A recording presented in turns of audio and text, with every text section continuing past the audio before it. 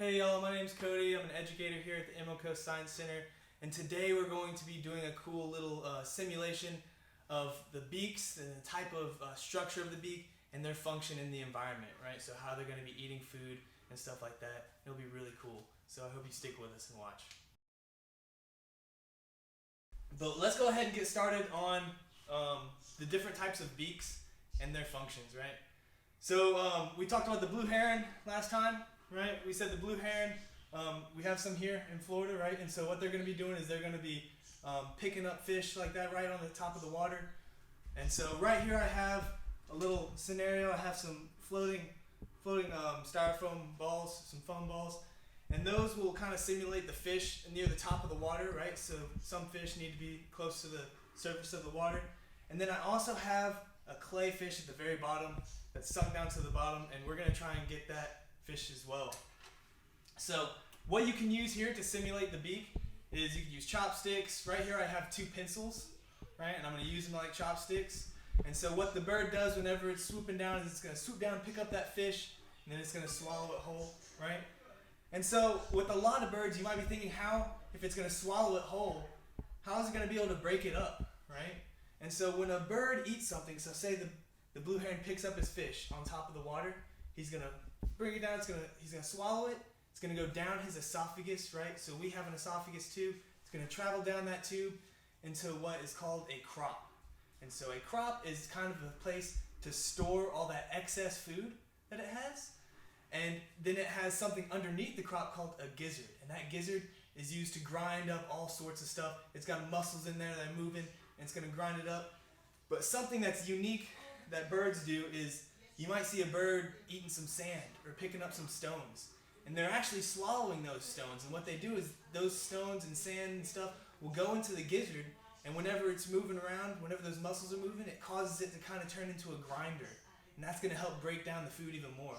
So birds have crops to store the food, and then the gizzards to break down. So we chew our food to break it mechanically break it down, right?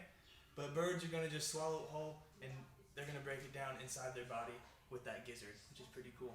So yeah, we have the blue heron. He's going to be picking up the fish right on top of the water. And this is an activity you can kind of do at home. So we want to make sure that you're able to do this at home to kind of show the kiddos how different birds are special in their own way, right? Yeah, and then we have the fish at the very bottom, right? So let me try and get it to a point where you can see it a little bit better. Remember what I said about blue herons? If they need to be really quick and they can't grab onto it because it's really fast, remember what I said they could do? I said they could stab it, right? Alright, so I'm going to stab the fish at the bottom, right? So he's going around, the fish is too fast for him. He can't get it. He's going to stab it. Oh, stab it. Stab it like that. There you go. And then he's going to be able to pull it off of him and then swallow it whole, right? So that blue heron's got a really, really sharp beak so he can impale his food and eat it for later. And then we can move over here. So we passed the blue herons. The blue herons are really cool. They're really pretty birds. And then we can move over to the birds like the pigeons. We have the pigeons, and then we have sandpipers. So these are birds that are going to be kind of, here they're on the shoreline, right? We have a lot of pigeons on the shorelines. And so what they're going to do is we can use some tweezers for this, right? So they're going to be shifting all through the sand, right? And in the sand I have pipe cleaners. I cut some pipe cleaner, and they can shift around looking for some birds. They can look for insects in the grassy coastal areas, right, where there's the dunes. And then they can also, if they get the chance, so we have some bivalves right here, right? So I have a bivalve shell. It's a little clam. So if they get a chance, you might see some birds that are staying near the coastline, right? Staying near the water when it pulls up, because that's when all those crustaceans, all those mollusks and stuff, they're gonna come up to the shore, right? When they get tossed over into the water, and so they're gonna be looking for them, right? And so whenever that clam opens his mouth to try and stick his little foot, that's what they call it. Whenever a clam sticks that little tongue-looking thing out, it's called the foot. If you didn't know, and that helps him move around. And so he'll stick that foot out to try and dig down into the ground. And if that bird can reach and grab that foot by the time before he gets into the sand, that clam's no good. That bird's gonna eat him, right? So that bird can get down into those bivalves if he gets the chance, if it's quick enough. And then also in like shells with like hermit crabs, those holes are all constantly there, right? So they could dig that beak down into the hole to pull out a hermit crab or something like that too. So yeah, you could use the tweezers to pick up the insects, whatever they want to eat. And this is a good activity to use, especially if you have more than one kid. You can kind of see who's the best bird at catching their food, right? You can see who's the quickest and who can get the most food in a certain amount of time, right? So it's a cool little game you can play as well. So we talked about the heron eating the fish on top of the water. We have the pigeons and the sandpipers, the sanderlings. They're all scurrying around the sand looking for insects, stuff like that. We have some seed-eating birds, right? So parrots are seed-eating birds. We have some other ones like finches, right? And so what we're going to use for these are pliers. So we're going to use these pliers to show how strong the beaks are. So you need a real strong, short beak in order to break down the seeds, right? So I can pick up a seed right here. You gotta be very patient. So I can pick up a seed right here, and I can bite it like that, right? So the bird's beak is super strong if it's really short, and they can use it like pliers to bite down onto the seed and then eat the seed after, right? Which is pretty cool. And so after this, a good thing to do after you're done doing this exercise or after you're done watching this video is you can go online and look at different bird beaks. You can even look up crazy bird beaks. And then you can try and guess what type of food they eat based on the shape of their beaks, which is pretty interesting because there's all sorts of different shapes and sizes of beaks. And the size has a pretty big impact on like what they're able to eat and how they're going to survive, right? Yeah. So the finches and the parrots, the macaws, they can eat the seeds and stuff like that. They have a really strong, short beak. And then we have the woodpecker, right?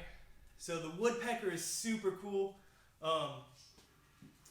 They're constantly hitting their head onto the wood, right? They're constantly digging into that wood, trying to get it deep. They have a really sharp beak, and it's specifically made to dig into the wood really easily. And people think all the time, like, well, how are they not getting headaches, right? They're hitting that wood all the time. We'd get a headache from hitting our head, right? Yeah, I would for sure. Something that's really cool is their tongues can wrap around their skulls. Well, their tongues do wrap around their skulls. So they have their tongues that stick out, and they will wrap around their head like that, and it'll kind of form like a little cushion, a shock absorption for their head whenever they're hitting on the wood, right? So humans can only take about 100 times worth the gravity impact. Woodpeckers, when they're hitting the wood, it's at least 1,000 times of the force of gravity when they're hitting the wood like that with their head. So they can withstand a lot more force than humans can, which is crazy because they're just so much smaller, right? So that's pretty cool. And so here I have some clay, and I put some chocolate sprinkles in there so you can see it. I made sure I got white clay so you can see that. And this is the clay is gonna resemble the wood, right? And so also what you could do is you could kind of cover some of the sprinkles or whatever you'd like to use for your insects. You can kind of cover it in there.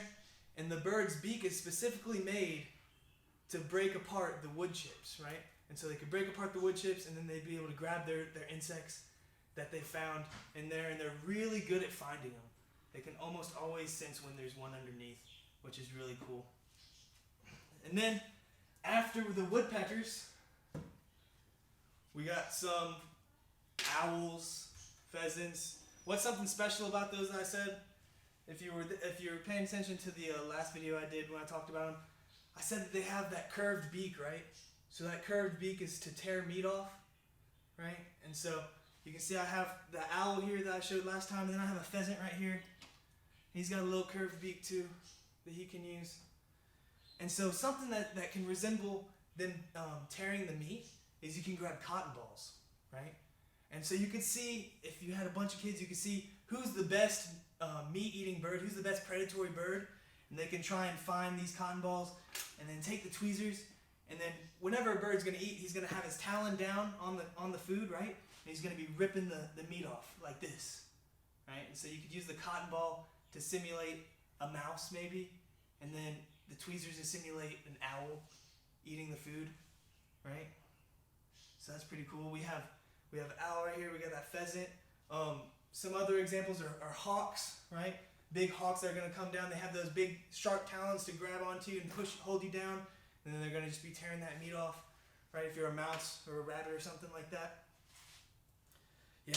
And so the next one I'm going to talk about is a pelican, okay? And so pelicans are really cool because they're going to scoop down the fish and stuff that are near the surface of the water, kind of like the heron was getting the fish on the surface of the water, but this time he's going to scoop it. And so some birds that do that are like albatrosses. Albatrosses will go on the surface of the water and they'll scoop up a lot of food and then they'll swallow it. But you would think if they're going to scoop up in the water, their mouth's going to be full of water, right? And you don't want to drink seawater. So something that they do is you could use like a pasta spoon if you wanted to simulate it that way to show how the water kind of pours out of the spoon. But right here I have, to make it a little bit more realistic, I have a normal spoon, right? So I have a normal spoon, and that spoon can pick up things, but I still have all that water in there, right? All that water is still in there. And so something that I wanted to do is I have this spatula right here to kind of act as the top bill, right? So we got that spoon right here, that's the bottom part of the bill, and then the spatula to close down onto it. And so what pelicans do in particular is they'll go down, and so I'll put it right here so we can all see a little bit better. So what pelicans will do is they'll go down, scoop all this water, and try and capture the fish. So if you look here, I got that fish in there, but I got a lot of water in there too, right? And so what pelicans will do is they'll just tip their beaks down a little bit, and they'll barely open their mouths. They'll barely open their mouths just like that to allow that water to escape.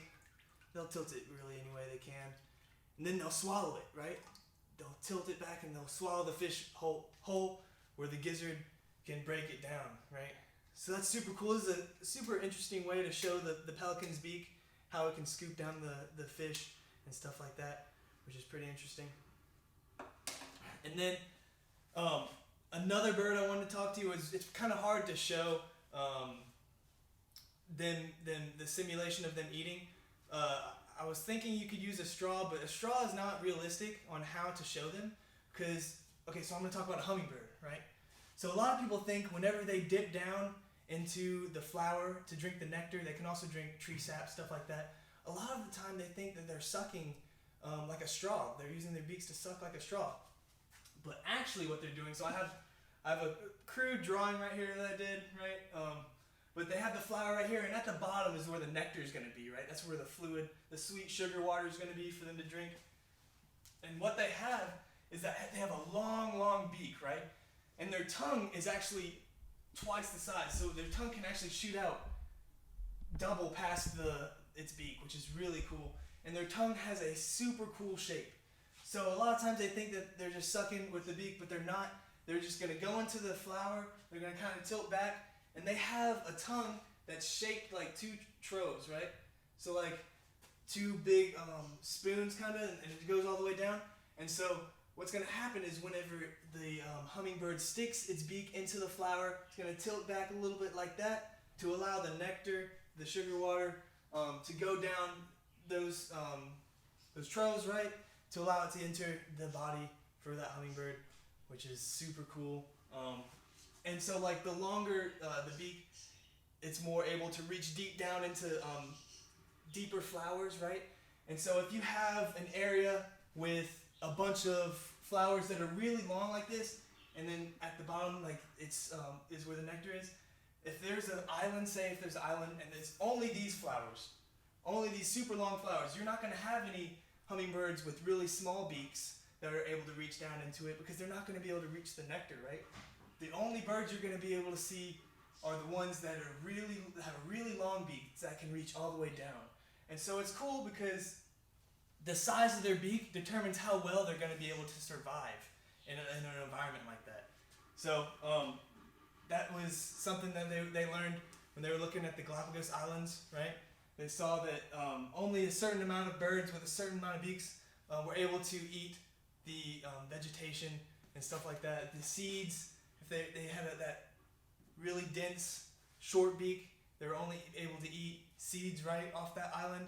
And so it really comes to show that each bird is different, each bird has something special about it, and that the certain shape of the beak determines its function and how it can, how the different stuff it eats, right? So something that I encourage y'all to do after this, after you watch this video, is to go online and look at a bunch of different cool bird beaks, right? And then after that, try and guess what type of food it eats. And that'll be a cool activity you can do to kind of learn the new types of beaks that there are, because there's a bunch of different kinds.